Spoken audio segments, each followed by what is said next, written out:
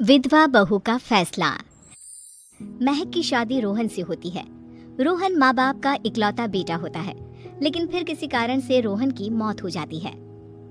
बेटा महक, तेरे आगे इतनी बड़ी जिंदगी है, फिर बच्चों की भी जिम्मेदारी। तू कोई काम कर ले। मैं तो कहती हूँ रोहन के ऑफिस में ही बात कर ले, शायद तेरे लिए कोई काम निकल आए। हाँ माँ जी, मैं भी यही सोच रही थी, लेकिन कैसे बात करूं, किससे बात करूं, कुछ समझ में नहीं आ रहा। अब वो क्या नाम था रोहन का जो दोस्त हुआ करता था, पहले तो बड़ा आता था हमारे घर। राकेश की बात कर रहे हैं? पर वो तो रोहन के बाद से कभी आया ही नहीं, पता नहीं कहाँ है वो। आया था, एक नहीं कई बार आया था, लेकिन मैंने बाहर से ही भेज दिया। घर के अंदर झांकता रहता था, मुझे ठीक नहीं लगा। अरे आपको तो पता नहीं क्या ठीक लगता है और क्या नहीं। उसका नंबर है मेरे पास, मैं आज ही फोन करती हूँ। सास राकेश को फोन लगाती है और शाम को घर आने का न्योता दे देती है। अरे आंटी, ओहो भाग्य हमारे कि आपने घर बुलाया। मैं तो कई बार आया, लास्ट टाइम तो अंकल से मुलाकात भी हो गई थी। हाँ, वो हम लोगों को निकलना था ना कहीं उस वक्त। अरे छोड़ो ना बेटा, बोलो क्या लोगे? आपकी बहू। क्या बकवास कर रहे हो राकेश? अरे मेरा मतलब ये है कि आपकी बहू कहाँ है? भाभी जी के हाथ की चाय की बस एक प्याली मिल जाती तो।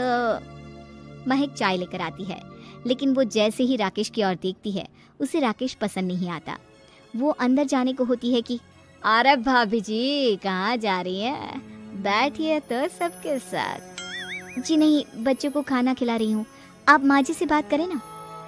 अंदर जाने के बाद सास कहती है, अरे बेटा राकेश, वो क्या है ना, वैसे तो तेरे अंकल जी की पेंशन आती है, साथ ही ऊपर 2 मंजिल मकान से किराया भी, तो हम लोगों का तो अच्छा चल जाता है। लेकिन महक, उनकी चिंता आप न करें आंटी, आदेश दें बस आप तो।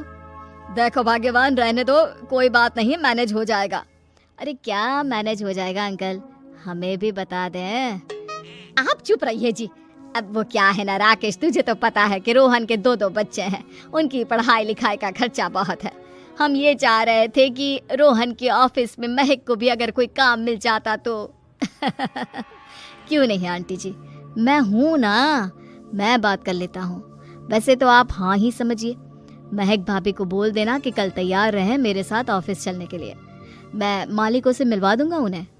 महक अंदर से सब सुन रही थी। अच्छा आंटी जी, तो चलता हूँ, कल आ जाऊंगा। अच्छा भाभी जी, तैयार रहिएगा कल। राकेश तो चला जाता है, लेकिन ससुर सास पर बरस पड़ते हैं। मुझे ये आदमी एक पैसे का पसंद नहीं है। तुम इसे बोल दो कि हमें कहीं नहीं करवानी बहू से कोई नौकरी। अरे क्यों नहीं करवानी? सारा पैसा मैं इसके बच्चे और इसी पर उड़ा दूंगी, तो मेरी बेटी को क्या दूंगी? जरूरत क्या है तुम्हारी बेटी को तुम्हारे पैसे की?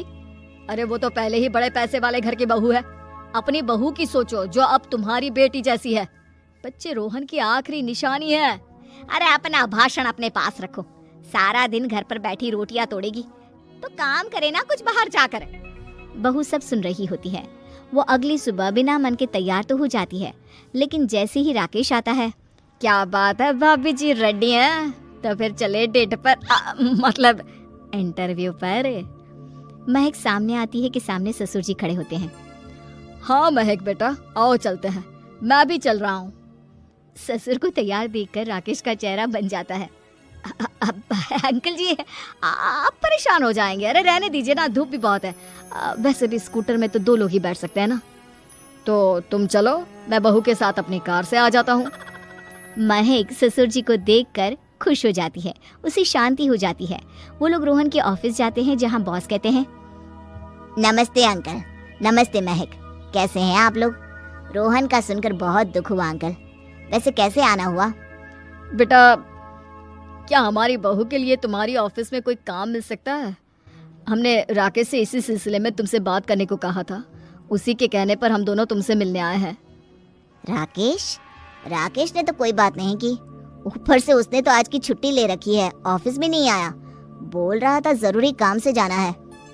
महक और ससुर एक दूसरे को देखने लगते हैं। वैसे महक, क्या किया है आपने? I mean, इंग्लिश कैसी है आपकी? महक बॉस से अपनी पढ़ाई लिखाई और क्वालिफिकेशन के बारे में सब कुछ बताती है। ग्रेट, आपके लिए काम तो है, लेकिन ऑफिस में नहीं। सर मेरे बच्चे छोटे हैं, मैं फील्ड में काम नहीं कर सकती हूँ। मतलब वो काम घर से करना है, घर से रहकर बच्चे भी देखें और घर भी देखें, लेकिन हाँ काम जरूर से करें।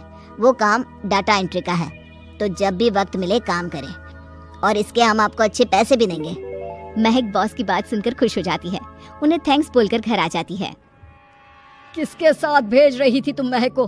अरे वो कमीना, उसने तो ऑफिस से छुट्टी ले रखी थी, बात भी नहीं की थी उसने बॉस से बहू के काम के लिए। वो तो अच्छा हुआ कि मैं साथ में चला गया। हाँ ठीक है, नौकरी मिल गई ना, इतना ही काफी है। समय बीतता है और एक दिन फिर दरवाजे पर दस्तक होती है। घर पर कोई नहीं था। महक दरवाजा खोलती है, देखती है तो सामने है राकेश। नमस्ते भाभी जी। नमस्ते, घर पर कोई नहीं है, आप कल आइएगा।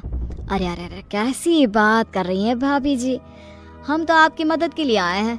वो क्या है ना, अंकल जी का फोन आया था कि आपको किसी मदद की जरूरत है। महक को आश्चर्य होता है कि उसके ससुर ने राकेश को फोन क्यों किया। वो ससुर जी को फोन करती है लेकिन फोन नहीं लगता। नहीं, हम लोगों को किसी भी चीज की जरूरत नहीं है, आप जा सकते हैं। अच्छा, एक कप चाय तो पिला दीजिए।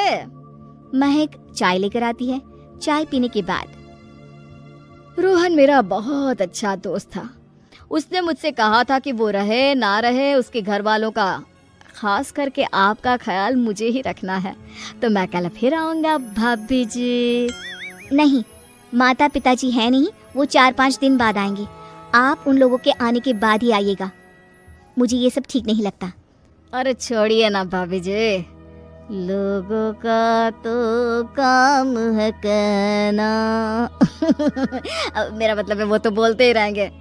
आता हूँ मैं कल। महक को अब गुस्सा आ जाता है। हमेशा शांत और मधुर बोलने वाली महक पहली बार जिंदगी में फैसला लेती है, और फैसला होता है राकेश को सबक सिखाने का। बड़े बेशर्म हैं आप, किसने कहा आपको कि आप आए? अरे भैया, साफ साफ बोला ना कि नहीं जरूरत है किसी की मदद की, मैं अकेले सक्षम हूँ अपना घर संभालने के लिए। आज आखिरी बार बोल रही हूँ, इस घर की तरफ आंख उठाकर भी देखा ना तो देख लेना, वरना पुलिस के हवाले कर दूंगी। निकलो यहाँ से, या धक्के मार कर निकालूं। पुलिस का नाम सुनते ही राकेश वहाँ से 9-2-11 हो जाता है और महक को अपने फैसले पर गर्व होता है।